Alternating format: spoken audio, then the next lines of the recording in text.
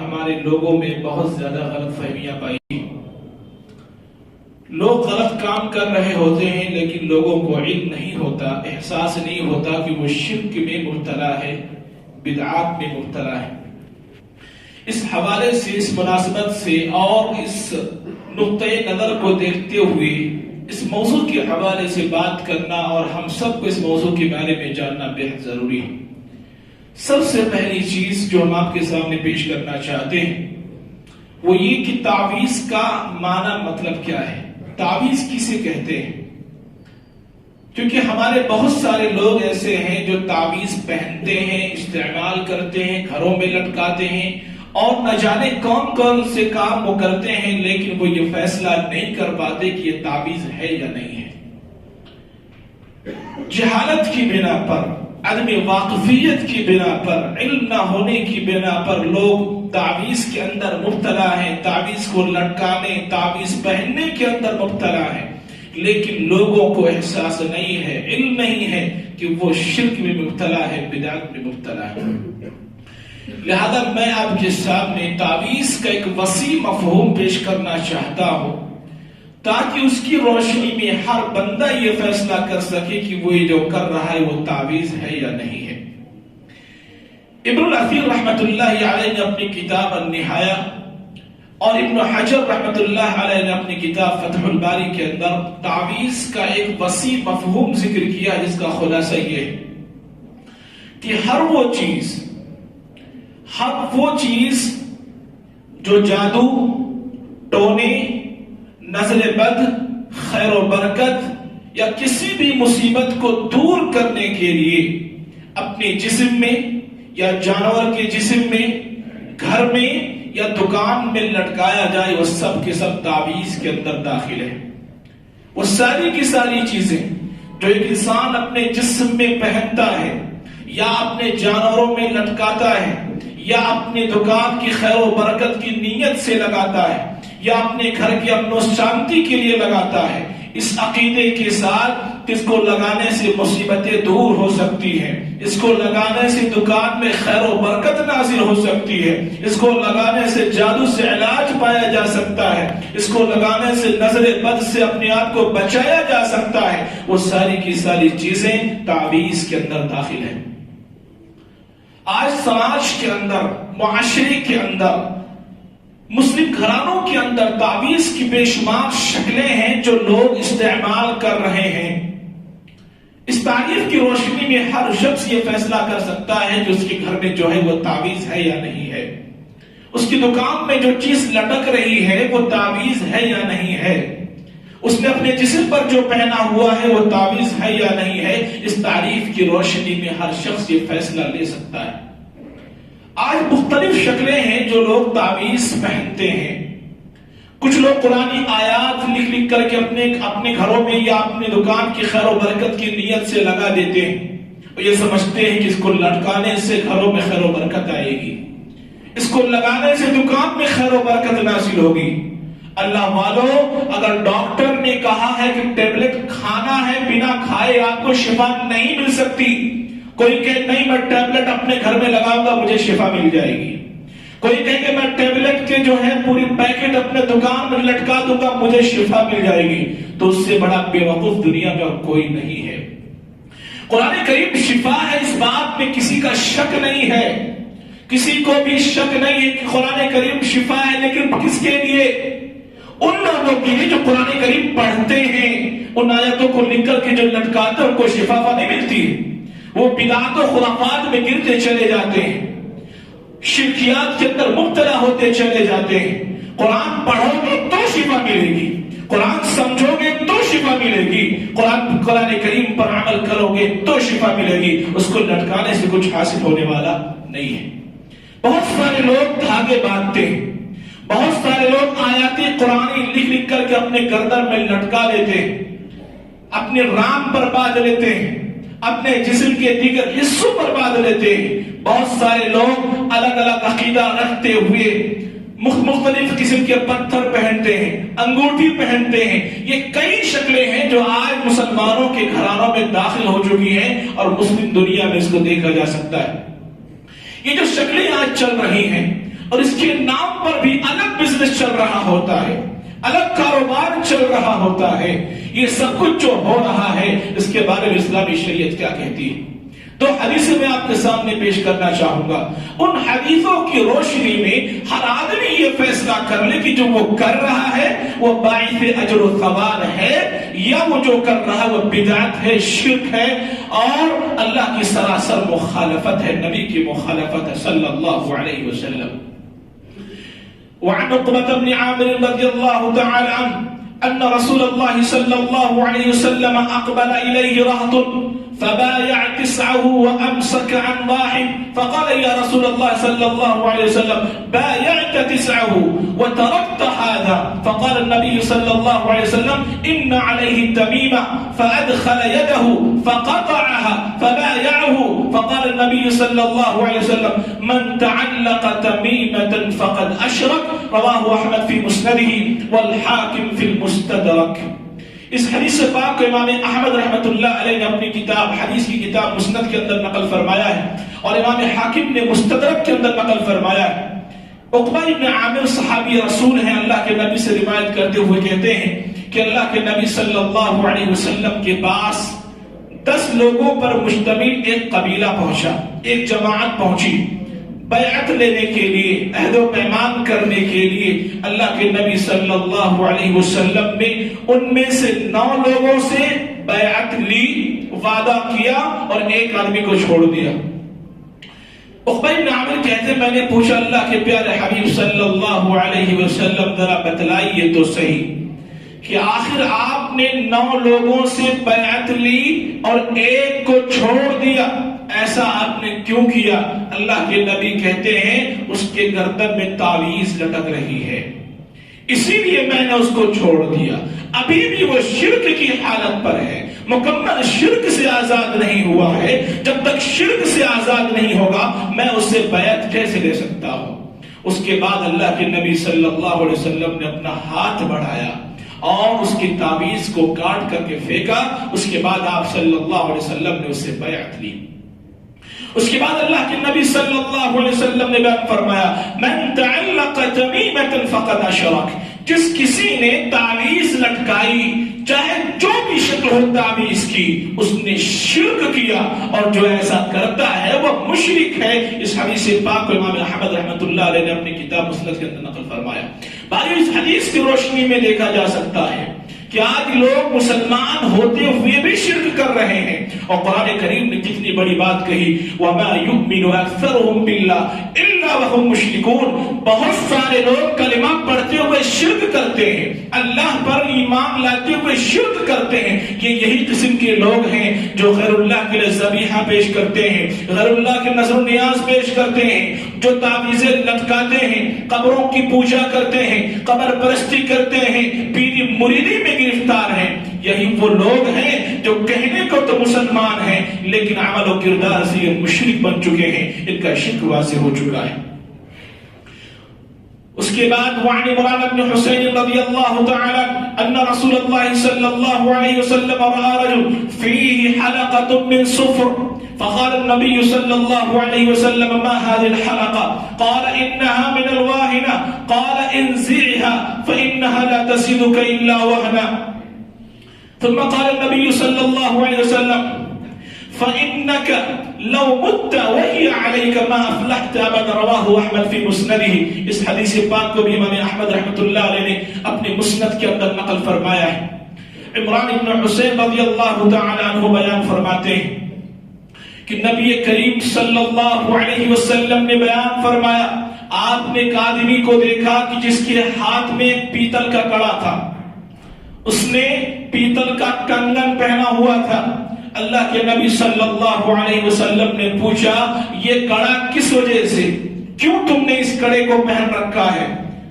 قال انها من الواهنة، کہ اللہ کے نبی کمزوری آ رہی تھی، جسم کمزور پڑ رہا تھا، بیمار پڑ رہا تھا، اس بیماری کو دور کرنے کے لیے میں نے یہ کڑا پہن لیا ہے۔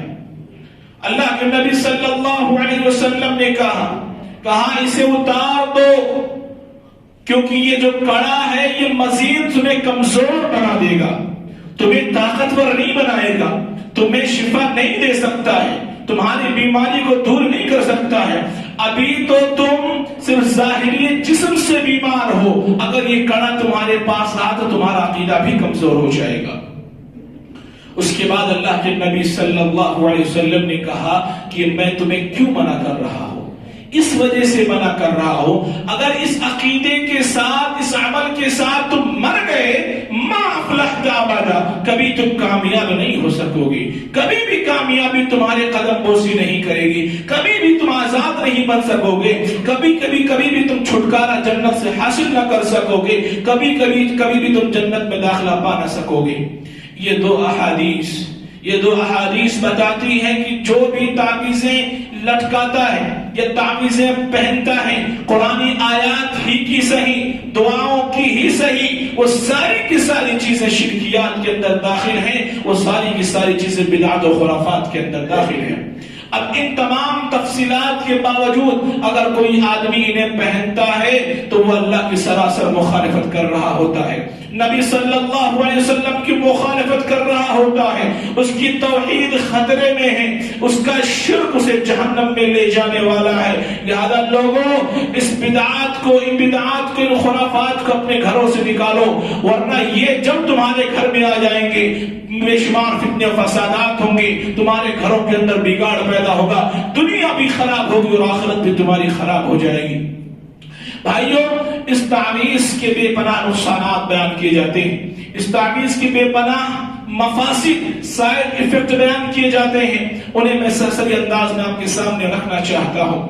سب سے بڑا نقصان یہ ہے کہ اگر آدمی تعویذ پہنتا ہے، پہناتا ہے، اپنے جسم میں لٹکاتا ہے یا اپنی دکان پر خیر و برکت کی نیت سے لگاتا ہے، ایسا آدمی مشرک ہے، وہ شرک پر چل رہا ہوتا ہے. اور جو آدمی مشرک ہو اس کا انجام کیا ہے؟ نبی کریم صلی اللہ علیہ وسلم نے بیان فرمایا، انه من يشرك بالله فقد حرم الله عليه الجنة ومأواه النار. جو اللہ کے ساتھ شرک کرتا ہے، اللہ نے جہنم کو اس کے لیے واجب قرار دے دیا ہے اور جنت کو اس پر حرام قرار دیا ہے.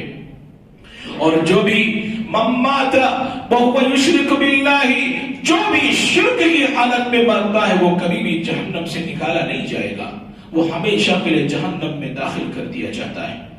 اسی طریقے سے بھائیوں، اس تعویذ کا دوسرا بڑا نقصان یہ ہے کہ اس کی وجہ سے انسان کا اعتماد، توکل، بھروسہ اللہ سے ہٹ کر کے معمولی چیزوں پر ہو جاتا ہے. کتنے افسوس کی بات ہے کہ ایک آدمی اور دھاگوں پر تو بھروسہ کرتا ہے لیکن اللہ پر بھروسہ کرنے کو تیار نہیں ہے. کس قدر تکلیف کی بات ہے کہ ایک آدمی مخلوق کی بنائی ہوئی چیز پر بھروسہ کر لیتا ہے پر اس اللہ کی ذات پر بھروسہ نہیں کرتا جس نے اس مخلوق کو پیدا فرمایا ہے. کتنا افسوس کی بات ہے کہ آدمی اس کے لیے تیار ہو جاتا ہے کہ قرآنی آیات کو لکھ کر کے اپنے گھروں میں لٹکا لو، اپنی دکان کی خیر و برکت کے لیے لگا لو، اپنے جسم کو پہن لو، لیکن وہ عمل کرنے کو تیار نہیں جو قرآن کریم اس سے کہتا ہے. قرآن کریم کو لٹکانے کے لیے تیار ہے لیکن قرآن کریم کی باتوں پر عمل کرنے کو تیار نہیں ہے. تو اس تعویذ کی وجہ سے جو ایسی دنیا میں جاتا ہے، تعویذ کی دنیا میں جاتا ہے، ایسے آدمی کا توکل اللہ کے اوپر سے کم ہو جاتا ہے، کمزور ہو جاتا ہے. اس کا پورا عقیدہ، اس کا پورا بھروسہ انہی کاغذات پر، انہی گنڈوں کے اوپر ہو جاتا ہے، انہی دھاگوں کے اوپر ہو جاتا ہے. یہ دوسرا بڑا نقصان ہے جو تعویذ کی بات انسان کو حاصل ہوتا ہے. اسی طریقے سے بھائیوں، اس کے ذریعے سے انسان کا ایمان تقدیر سے اٹھ جاتا ہے.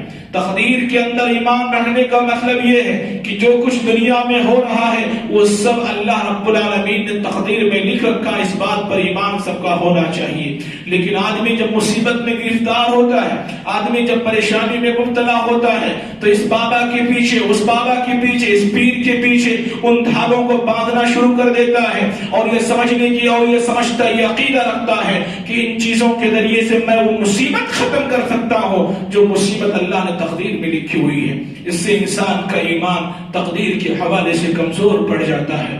انسان کا ایمان قضا و قدر سے ہٹ جاتا ہے اور جس کسی کا ایمان خراب ہو گیا تقدیر کے حوالے سے وہ دائرہ ایمان سے خارج ہو جاتا ہے. اسی طریقے سے بھائیوں اس کے ذریعے سے قرآن کریم کی بے حرمتی لازم آتی ہے، قرآن کریم کی تذلیل ہوتی ہے۔ قرآن کریم جو ایک معزز کتاب ہے، مکرم کتاب ہے، جس نے ہزاروں کروڑوں لوگوں کو زندگی عطا کی ہے، جس نے لوگوں کو جینے کا طریقہ سکھایا ہے، جس نے لوگوں کو جنت میں جانے کا راستہ بتلایا ہے، اس قرآن کریم کی بے حرمتی کی جاتی ہے، قرآن کریم کی بے عزتی کی جاتی ہے۔ قرآن کریم کو بس ایسے ہی لاپرواہی برتتے ہوئے لوگ اپنے دکان میں لٹکا لیتے ہیں، کوئی پڑھنے والا نہیں، کوئی سمجھنے والا نہیں، کوئی عمل کرنے والا نہیں، تعویذ بنا بنا کر کے اپنے گلے میں لٹکا لیتے ہیں اور اسی قرآن کے ساتھ بیت الخلا کو جاتے ہیں، اسی قرآن کے ساتھ استنجا کرتے ہیں، اسی قرآن کے ساتھ ارے اتنی بے عزتی جو مسلمان اپنی کتاب کے ساتھ کرتا ہے اتنی بے عزتی دیگر مذہب والا اپنی کتابوں کے ساتھ نہیں کرتا ہے۔ لوگ تعویذیں بنا بنا کر کے اسی کمر میں باندھتے ہیں اور اسی کمر میں باندھے ہوئے اپنی بیوی کے ساتھ ہم بستری کر رہے ہوتے ہیں، اپنی بیوی کے ساتھ جمع کر رہے ہوتے ہیں، اسی تعویذ کے ساتھ، اسی قرآنی آیات کے ساتھ لوگ ٹوائلٹ کے اندر جاتے ہیں، استنجا کرتے ہیں اور وہ تمام کے تمام گناہ کا کام کرتے ہیں، جبکہ قرآن ان کے جسم سے بھرا ہوا ہوتا ہے، آدمی ناپاک ہوتا ہے۔ یہ سب قرآن کریم کی بے حرمتی نہیں تو اور کیا ہے، یہ قرآن کریم کی تذلیل نہیں تو اور کیا ہے۔ کوئی دوسرا آدمی، کسی اور مذہب کا آدمی اگر ہمارے قرآن کے ساتھ، اسلام کی اس کتاب کے ساتھ اگر اس طرح کا معاملہ کرے کہ وہ اپنے جسم پر قرآن کریم کو باندھ کر کے بیت الخلا کے اندر جائے تو یہ مسلمان آپ بگولا ہو جاتا ہے کہ وہ مذہب والا ہمارے قرآن کی بے حرمتی کر رہا ہے، اس کلچر والا ہمارے قرآن کو بے عزت کر رہا ہے، لیکن خود مسلمان تعویذ کی شکل میں اس کے ساتھ وہی رویہ کر رہا ہے۔ دوسرا کرے تو ہم غصے میں آ جاتے ہیں، یہ قرآن کی بے حرمتی ہے، یہ قرآن کریم کی بے عزتی ہے، قرآن کریم کی تحریم تذلیل ہے، لیکن خود ہم کریں تو ہمیں یہ انصاف پسند عمل لگتا ہے، ہمیں یہ اچھا لگتا ہے، ہمیں یہ پرسکون لگتا ہے، یہ ظلم نہیں تو اور کیا ہے۔ بھائیو یہ تعویذ کا تیسرا بہت بڑا نقصان ہے جس کے ذریعے سے قرآن کریم کی بے حرمتی لازم آتی ہے۔ اسی طریقے سے تعویذ کا ایک بہت بڑا نقصان یہ ہے بھائیو کہ یہاں سے پھر شرک کے مختلف دروازے، چور دروازے کھلتے چلے جاتے ہیں۔ جو تعویذ کی دنیا میں چلا گیا وہ نہ جانے کون کون سے شرک کرے گا، کیونکہ جو تعویذ لکھتے ہیں وہ کوئی عام مسلم، وہ کوئی شریف زادے نہیں ہوتے، وہ کوئی اچھے مسلمان نہیں ہوتے، بلکہ ان کا عقیدہ پہلے سے بگڑا ہوا ہوتا ہے، انہوں نے جناتوں کو پوجا ہوا ہوتا ہے، وہ چیلے لگا لگا کر کے قرآن کریم کو گالی دیتے ہیں، اللہ کو گالی دیتے ہیں، قرآن کریم پر پیشاب کرتے ہیں، تب جا کر کے ان کی تعویذیں کام کرتی ہیں اور وہ بھی ان کے جنات کی مدد سے کام کرتی ہیں۔ لہذا ان کے پاس جانا یہ بھی اللہ تعالیٰ کی بے حرمتی ہے، اس کے نبی کی بے حرمتی ہے، اس کی کتاب کی بے حرمتی ہے۔ جو بھی تعویذ کے لیے ایک بار قدم آگے بڑھاتا ہے وہ ایسی دنیا میں چلا جاتا ہے، اس کے بعد وہ تعویذ دینے والا آپ سے بہت سارے مطالبات کرتا ہے، آپ کو ابھی آپ نے صرف تعویذ کے ذریعے سے ہی اللہ کی مخالفت کی ہے، اب وہ آپ کو قبروں کے پاس بھی لے جاتا ہے، آپ کو جو ہے ذبیحہ پیش کرنے کو کہتا ہے کہ آپ قبروں پر ذبیحہ پیش کیجئے، چڑھاوا چڑھائیے۔ صرف تعویذ سے کام بننے والا نہیں ہے بلکہ یہ سب کچھ کرنا پڑے گا اگر مکمل طور پر علاج چاہیے آپ کو۔ اسی طریقے سے بھائیوں یہ جو تعویذ بناتے ہیں، یہ چرسی، یہ بھنگ، یہ گجیڑی کی زناکار و بدکار ہوتے ہیں، کتنی عزتیں ہیں جو ان مزاروں پر جا جا کر کے، ان پیروں کے پاس جا جا کر کے نیلام ہو گئی، برہنہ ہو گئی، ننگی ہو گئی۔ کتنے ایسے لوگوں نے جب توبہ کیا تو اپنا واقعہ بیان کیا، کہا کہ ہماری پھوپھی وہاں پر جا کر کے حاملہ ہو گئی، ہماری بہن کی وہاں پر جا کے عزت اتر گئی، ہماری ماں کے ساتھ وہاں جا کر برا ہوا، تو ہوگا کیوں نہیں؟ تم نے رب کے قانون کو چھوڑا ہے تو ایسے ہی گمراہ ہو گئے، دنیا میں بھی گمراہ ہو گئے، دنیا بھی برباد ہوگی، آخرت بھی برباد ہوگی، تمہاری عزتیں بھی نیلام ہوں گی۔ تو ان درگاہوں پر، ان پیروں کے یہاں، ان پیروں کے درباروں کے یہاں، ان ملاؤں کے درباروں کے یہاں یہ سب کچھ چل رہا ہوگا بھائیوں. بدکاری چل رہی ہوتی ہے، زناکاری چل رہی ہوتی ہے. وہاں صرف عقیدے کی عزت نہیں لوٹی جاتی، وہاں خود انسان کی اپنی عزت بھی لوٹی جاتی ہے. لہذا اگر چاہتے ہو کہ عقیدے کی حفاظت ہو، اگر چاہتے ہو کہ توحید کی حفاظت ہو، اگر چاہتے ہو کہ قرآن کریم کی حفاظت ہو، اگر چاہتے ہو ہماری عزت کی حفاظت ہو، تو ان درگاہوں کے چکر لگانا بند کرو اور ان بدعات سے توبہ کرو. ورنہ وہ دن دور نہیں کہ جب تم مرو گے اور منکر نکیر آئیں گے، جہنم کی کھڑکیاں تمہارے لیے کھول دی جائیں گی. بھائیو، یہ کچھ مفاسد تھے جو ہم نے آپ کے سامنے ذکر کیے ہیں.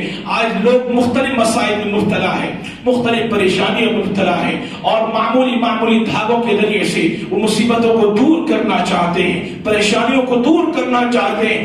آؤ میں تم کو بتلاؤں قرآن کریم کیا کہتا ہے. قرآن کریم کہتا ہے وَإِن يَمْسَسْكَ اللَّهُ بِضُرٍّ فَلَا كَاشِفَ لَهُ إِلَّا هُوَ وَإِن يُرِدْكَ بِخَيْرٍ فَهُوَ عَلَى كُلِّ شَيْءٍ قَدِيرٌ. لوگوں سنو، اگر کوئی تکلیف پہنچتی ہے تو وہ اللہ کی طرف سے ہوتی ہے. وَإِن يَمْسَسْكَ اللَّهُ بِضُرٍّ فَلَا كَاشِفَ لَهُ إِلَّا هُوَ. اگر کوئی تکلیف تمہیں تمہاری زندگی میں پہنچتی ہے تو اس کو دور بھی اللہ تعالیٰ ہی کر سکتا، اس کے علاوہ کوئی نہیں کر سکتا. یہ رب کا اعلان ہے.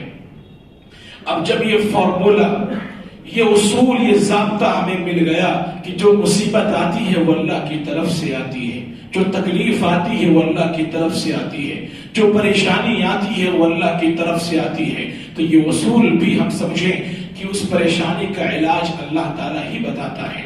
وہ پریشانی اللہ ہی دور کر سکتا ہے. ان دھاگوں کو باندھنے سے، ان تعویذوں کو لٹکانے سے، ان قرآنی آیات کو دکان پر باندھ دینے سے خیر و برکت نازل نہیں ہوتی میرے بھائی. یہ گمراہی کے راستے ہیں. اور کچھ مثالوں کے ذریعے سے میں آپ کو بتلانا سمجھانا چاہوں گا. انسانی تاریخ میں ایسی بے شمار مثالیں موجود ہیں کہ اللہ تعالیٰ نے یہ ذکر کی ہے اور نبیوں نے کر کے بتلایا ہے کہ آج لوگوں کو عام طور پر لوگ جو مصیبتیں، پریشانیاں ان کو لاحق ہوتی ہیں اور پھر تعویذ کی دنیا میں قدم رکھ لیتے ہیں. بہت سارے لوگ اپنے بچے کی خواہش کے لیے کہ بچہ پیدا نہیں ہو رہا، بچہ پیدا نہیں ہو رہا، اور پھر تعویذ پہن کر کے بچہ پیدا کرنے کی کوشش کرتے ہیں. کتنی افسوس کی بات ہے جو یہ کر رہے ہوتے ہیں. ایک بار اگر سوچ لیں کہ جو لوگ یہ کر رہے ہوتے انہیں خود اللہ نے پیدا کیا ہوا ہے، تو کبھی بھی یہ عمل کرنے کی راضی نہ ہوں گے، کبھی بھی اس عمل کے لیے تیار نہ ہوں گے. اللہ رب العالمین نے زکریا علیہ السلام کا واقعہ نقل فرمایا ہے. کہا کہ اگر اولاد کی خواہش ہے تو اللہ سے دعا کرتے رہو، اولاد نہیں ہو رہی تو اللہ سے دعا کرتے رہو. اور زکریا کا واقعہ اللہ نے ہمارے لیے نمونہ چھوڑا ہے، مثال چھوڑا ہے. زکریا علیہ السلام بزرگ و برتر پیغمبر ہے، رسول ہیں، بزرگ ہو چکے ہیں، بوڑھے ہو چکے ہیں. بیوی زکریا کی بانجھ ہو چکی ہے، بچہ پیدا کرنے کی صلاحیت مفقود ہے. نہ شوہر کے پاس وہ طاقت رہی، نہ ہی بیوی اتنی قابل ہے کہ وہ بچہ پیدا کر سکے. لیکن اللہ کے یہاں یہ اسباب، یہ ساری چیزیں، یہ وسائل، یہ ذرائع، ہم انسان اس کے محتاج ہیں، اللہ ان کا محتاج نہیں ہے. ان اللہ علی کل شیء قدیر. جو چاہتا کرتا ہے، ہر چیز پر قادر ہے. وہ سبب کا محتاج نہیں ہے، وسیلے کا محتاج نہیں ہے، ذریعے کا محتاج نہیں ہے. ہم انسان کو کہیں پر جانا ہو تو ہمیں ذریعے اور وسیلے کی ضرورت پڑتی ہے. اللہ کو ان چیزوں کی ضرورت، اللہ نے خود ان کو پیدا کیا ہے، وہ ان کا محتاج نہیں ہے. پھر بھی زکریا علیہ السلام کی امیدیں دیکھیں کہ بوڑھے ہو چکے ہیں، سارے دنیاوی مادی وسائل ختم ہو چکے ہیں، لیکن زکریا کی امیدیں رب سے لگی ہوئی ہیں. اور زکریا نے اللہ سے دعا کیا کہ پروردگار عالم، میرے بعد اس نبوت کے مشن کو آگے لے کر کے چلنے کے لیے کوئی وارث دے دے، کوئی وارث دے دے. میں مانتا ہوں کہ میں بوڑھا ہو چکا ہوں، میری بیوی بانجھ ہو چکی ہے، لیکن رب العالمین تیری رحمت سے ہم نا امید نہیں ہو سکتے ہیں. اللہ بچہ عطا کر دے. اللہ نے یحییٰ علیہ السلام کو ان کی گود میں ڈال دیا، ان کی جھولی میں ڈال دیا. جب انہیں یہ خبر دی گئی زکریا کو کہ زکریا انا نبشرک بغلام اسمہ یحییٰ، نام بھی اللہ نے منتخب کیا، کہا ہے زکریا ہم تجھے اولاد کی بشارت دیتے ہیں، اس کا نام یحییٰ رہے گا۔ زکریا کو یقین نہیں ہوا، کہا اللہ یہ کیسے ہو سکتا ہے، میں بوڑھا ہو چکا ہوں، میری بیوی 5 ہو چکی ہے، سارے وسائل ختم ہیں۔ اس کے بعد فرشتے نے کہا زکریا کیا تیرا کوئی وجود تھا پہلے؟ اللہ نے تجھے پیدا کیا، ویسے ہی اللہ تعالیٰ تجھے اولاد بھی دے گا۔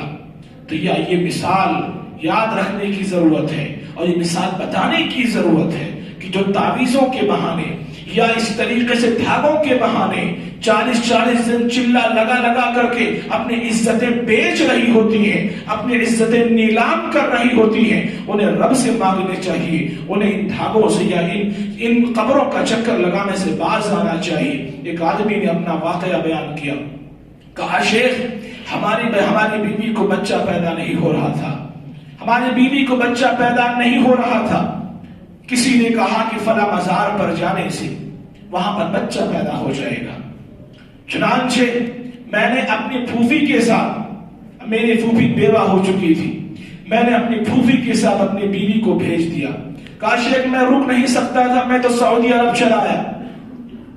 آج کئی مہینے گزر گئے، میری بیوی حمل سے تو نہ ہو سکی لیکن میری بیوہ پھوپھی حمل سے ہو گئی۔ تو ان مزاروں پر، ان پیروں کے یہاں، ان درباروں پر صرف زناکاری ہوتی ہے، عیاری ہوتی ہے، بچے نہیں ملتے، یہاں پر اولاد نہیں ملتی، یہاں پر عزتوں کا جنازہ نکلتا ہے، عقیدوں کا جنازہ نکلتا ہے۔ لہذا جو مانگنا ہو اللہ سے مانگو میرے بھائیو، جو کچھ طلب کرنا ہو اللہ سے طلب کرو، دے گا نہیں دے گا جو اس کی مرضی ہے، لیکن مانگنا ہمارا کام ہے۔ اسی طریقے سے یوسف علیہ السلام کھو گئے، ایک باپ سے اس کا بیٹا جدا ہو گیا۔ یعقوب علیہ السلام نے کوئی چلا نہیں لگایا، کوئی دھاگا نہیں باندھا، کتنے کام کرو بیٹا تمہارا لوٹ آئے گا، نہیں، وہ دعا کرتے رہے 40 سال کے بعد ان کی دعا قبول ہوئی اور یوسف کو اللہ تعالیٰ نے دوبارہ ملا دیا، جس کو مرنے کے لیے چھوڑا تھا لیکن اللہ نے آباد کرنا چاہا۔ لوگ بیماریوں کی وجہ سے یہ تعویذیں لٹکاتے ہیں، اللہ نے ایوب علیہ السلام کا واقعہ نقل فرمایا، کہا بیماری ایسی بیماری کہ 18 برس کی لا علاج بیماری، 18 برس سے اس بیماری میں جوجھ رہے ایوب علیہ السلام، مانگا تو اپنے رب سے مانگا اور رب نے جب دینا شروع کیا تو 18 سال کی اس لا علاج بیماری سے انہیں شفا یابی عطا فرما دی۔ ان دھاگوں کو لٹکانے سے، ان تعویذوں کو باندھنے سے کچھ حاصل ہونے والا نہیں ہے، یا تو عزتیں بڑھنا ہوں گی، یا تو عقیدہ لٹے گا، یا آپ کی دنیا اور آخرت خراب ہوگی، باقی اس سے کچھ حاصل ہونے والا نہیں ہے۔ اسی طریقے سے یونس علیہ السلام کا واقعہ بارہا آپ نے سنا ہے۔ ایک ایسی دنیا میں ہے یونس علیہ السلام جہاں کوئی پہنچ نہیں سکتا، مچھلی کے پیٹ کے اندر ہے، اتنی بڑی مصیبت میں تو نہیں سمجھتا کہ آج کے مسلمانوں کے گھرانوں میں اتنی بڑی مصیبتیں ہو سکتی ہیں کہ وہ تعویذ لٹکائیں گے تو ان کی مصیبتیں دور ہو جائیں گی۔ یونس علیہ السلام نے اس تاریخ بھری دنیا میں کہا لا الہ الا انت سبحانک انی کنت من الظالمین، پاک پروردگار عالم تو نے نجات نہ دی تو کائنات کی کوئی طاقت، کوئی شے، کوئی چیز نجات نہیں دے سکتی۔ لہذا ان بدعات کو، ان خرافات کو اپنے گھروں سے، اپنے رشتہ داروں کی زندگی سے، اپنے خاندانوں سے نکالو اور اپنا رشتہ، اپنا اعتماد، اپنا بھروسہ اللہ تعالیٰ سے جوڑو۔ اللہ رب العالمین ہم سب کو ان باتوں کی توفیق عطا فرمائے۔ اللہ رب العالمین ہمیں اللہ تعالیٰ سے زیادہ اعتماد اور دعا کرنے کی توفیق عطا فرمائے۔ پروردگار عالم عقیدے کی حفاظت کی توفیق عطا فرمائے، توحید کی حفاظت کی توفیق عطا فرمائے۔ اللہ رب العالمین جو بھی جیسے بھی مصائب ہیں ان میں